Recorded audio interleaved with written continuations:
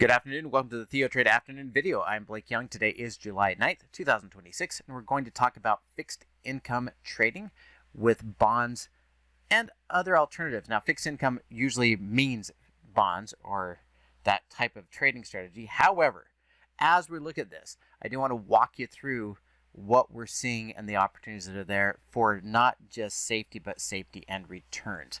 To look at this, we have the Treasury Income Capital, TIC long-term purchases. The TIC long-term purchase is simply saying how much money net is coming into the United States to buy the longer than 1 year fixed income or long-term bonds and notes over a year. So the long-term asset purchases, this is pushing us to 1 year or longer.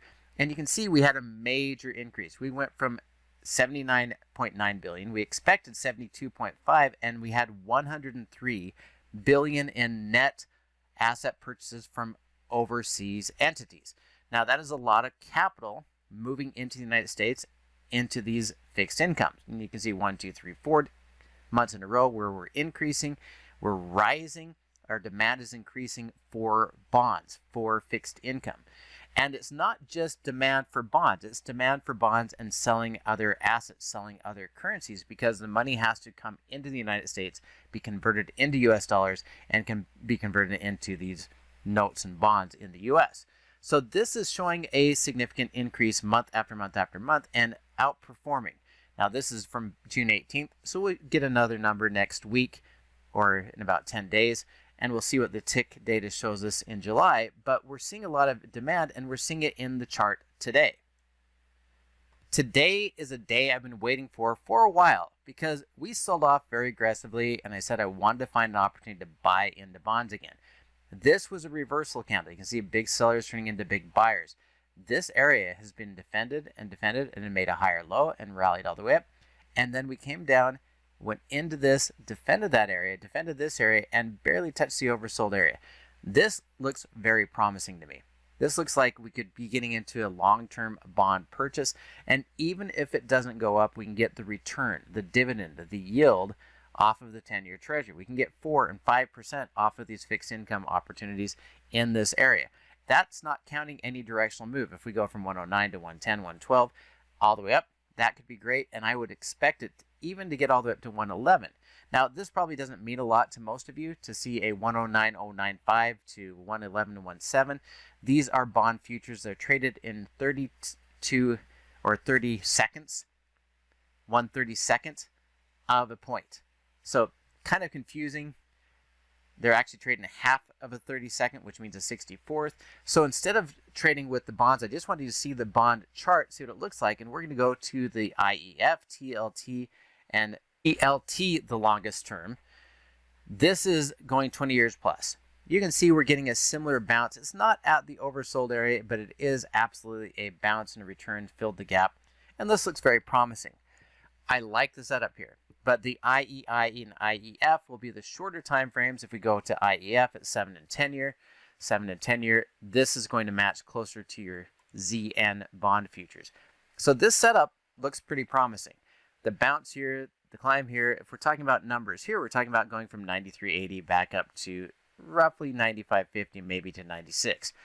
But going from 93.80 to 96, we're not trying to play for a $2 move over a year. We're saying that this could be the base. We could absolutely return to previous highs.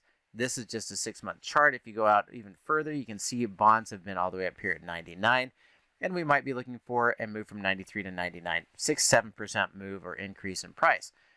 But that's still not what we're looking for. We're looking for something that gives us a yield and a return of about 4% on those IEF. So getting 4% and safety when the rest of the market could be poised for a correction, a drop, a move lower. Now let's take a look at this in the shorter time frame or the shorter duration and go to IEI. Now you'll note IEI has given a near perfect doji on the bottom, a gap up, close higher, and has moved up and created this base. This is a confirmation of support bounce at exactly the monkey bar and a bounce and a move higher. So I like this one. The move could go from 116, even if we just go back up to 119. We're talking about a 2.5–3% move. and we get paid about 3.75% yield. Go over to the trade tab, 3.72% yield to own it. The options really don't pay us a lot. These would be more of parking some money in there to get a consistent, steady return while we're waiting for the market to decide which way it's going to go. While we're seeing rotation and correction, this is a place we can go for safety. Now we're going to take a look at this and say, okay, we can go IEI, we can go IEF, we can go TLT, and we can do swing trades. We can take trades back and forth off of these lows, and we can get 2, 3, 4%, 5%, as high as 6% in the directional move, and 3 or 4% on the stocks, the options. But when we're getting into these trades, the goal is, can we make 5 to 10% in a year where we could see equities drop 10, 20, 30, 40% if the economists and those that are speculating are correct? Are we setting up for the big correction? And if so, 5 to 10% returns while the rest of the market is falling is a good place to be. Let's take a look at something else that I consider a great substitute for fixed income, and that is utility. And I did talk about utilities back here, and I said before the goal is to have it not go lower. So as we're sitting here, we're pushing it down to this level. If I get an opportunity to buy at 45 or 44, again, we can get about a $2 move here, but the utility stocks are utility stocks that pay out dividends that are equal or even better than bond returns.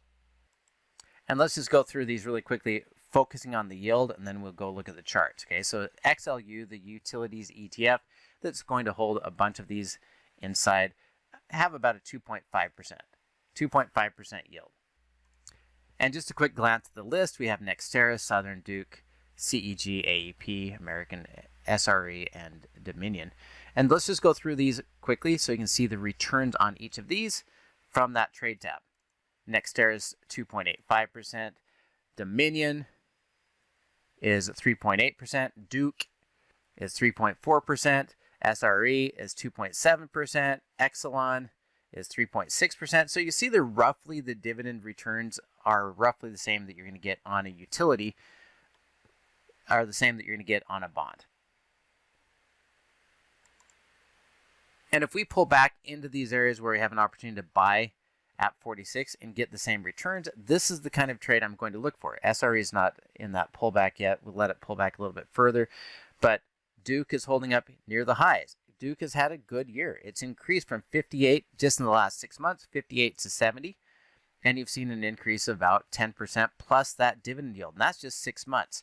So as we're looking at these, paying attention to, yes, the ones that are pulling back, because if we can buy these at a discount, your yield as a percentage will look like it's going up because you're going to buy cheaper and still get paid that $1.93, that $1.50, that $1.06, that $1.650 in the trades to get that 3.5, even 4% return on the dividend, while we could see Duke do this again. We could go from 116 to 135. And so if we find the base here and we see a flight to safety, a flight to fixed income, a flight to returns without risk, a risk-free return potentially in utilities, these stocks really can increase by 10, 12, 15% in a very short period of time and still pay you out a dividend of 3%. So these utility stocks can generate not just 5%, not just 10% while the rest of the market is falling. It can generate 10, 15, and 20% when you add directional movement and dividend payments over time. So taking a look, Duke is very close to setting up for a buy bounce and opportunity in there. We just looked at Southern. Southern is at its fair price. I think that's a reasonable place to get in. And we look at SRE. We talked about this one is not quite in the pullback. Exelon is, and they're right at the fair price. I'd be willing to buy into Exelon. So Exelon and Dominion, Duke, or Dominion's up at the top. Duke was in the pullback. And I'd be looking for a little bit lower pullback in Duke to get in here and get that trade to give me a return on both direction and dividend. AEP is also pulling back to about 134. Let it close down one more day, and I'd be looking to buy near 133. All of these will generate a 2 to 3% return from the dividends. Some of them as high as 4%. If we can get the directional move like we've seen earlier this year, these moves from 115 to 130, we're seeing 10, 12, 15% moves in the underlying as they're pulling back to good price and an additional 3% in the dividend. That's 6 months. That's not even a year. So could we do even better? Yes. Could we see these moves go up dramatically? Yes. And I think the nice thing is even if they stay here flat, you still get a return, or you have a little bit of a safety net. And looking for these trades, you could sell premium. They're just not really going to pay you much premium to get into the trades. And so I don't get enough premium to miss out on the directional move or the dividend by selling the options. So I would rather just simply buy the stock and collect the dividends. We're not getting 2% on most of these utility stocks to sell options, and they don't even have options out that far. So I would just buy the stock, collect the dividend, get the directional move, and after getting the directional move, as it rolls over, then consider selling premium against it. But in the meantime, we're just going to collect dividends and hold these while they climb.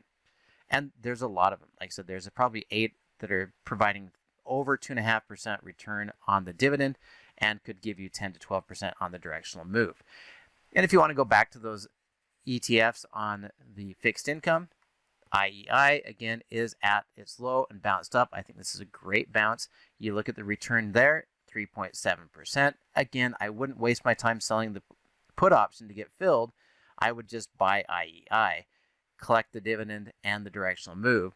And if we go from here all the way back up to here to 120, we get another 5% plus the dividend yield. And that's not as high as it could go. So we'll continue to watch for these to go higher, but I do think this is a good place for safety, where if you're concerned about the market, if you're concerned about what could happen, then collecting dividends, even if it doesn't move, is a way to go. And if it does move, then you get the dividend and the directional move. That's going to do it for me today. Thank you for watching, and join me in the trading room tomorrow.